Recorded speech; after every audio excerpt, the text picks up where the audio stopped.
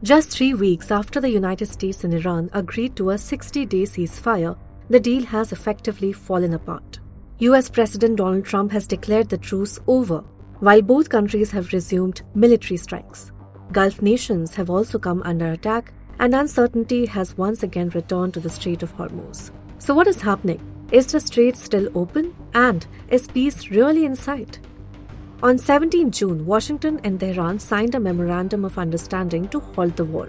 The agreement included a 60-day ceasefire, the reopening of the Strait of Hormuz, and negotiations towards a broader peace deal. Iran pledged to ensure safe passage for commercial ships, while the US promised sanctions relief and fresh diplomatic talks. For a brief moment, it looked like the conflict was easing. But that optimism did not last. The ceasefire began to crack within days. On 25 June, Iran's Revolutionary Guard attacked a Singapore-flagged cargo ship.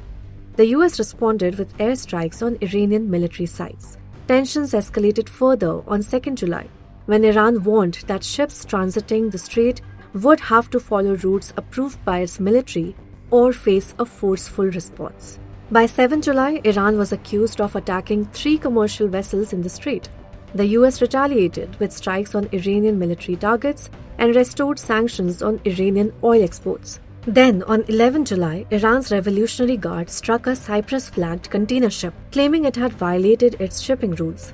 The vessel caught fire, leaving its crew stranded. One is still missing. The US Central Command then launched strikes on more than 140 Iranian military targets. Iran in turn launched retaliatory attacks targeting US-linked military facilities in Bahrain, Kuwait, Qatar, Jordan, and Oman. So is the strait really closed? Well, that is now the biggest point of dispute. The United States insists the strait remains open and that commercial shipping continues. But Iran's Persian Gulf Strait Authority claims the strait is currently closed until security conditions improve and says vessels must obtain permission before transiting. That uncertainty has rattled global shipping. Before the war, around 100 ships crossed the strait every day.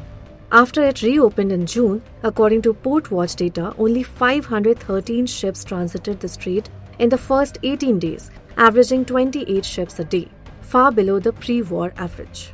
For now, both sides accuse each other of violating the June ceasefire agreement, even as attacks continue.